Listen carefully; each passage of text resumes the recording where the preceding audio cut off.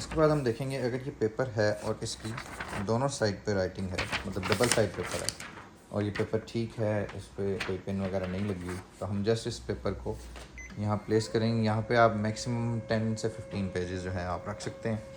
ये पेज मैंने यहाँ पर रख दिया है। अब इसको डबल साइड कॉपी करने के लिए सबसे पहले मैं यहाँ से पुरानी सेटिंग्स को क्लियर करूँगा।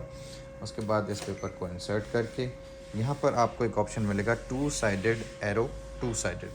आप इसको सिलेक्ट करेंगे और जितनी क्वांटिटी आपने देनी हो वो यहाँ पर दे के, फॉर एग्ज़ाम्पल टू मैंने टाइप किया और स्टार्ट का बटन।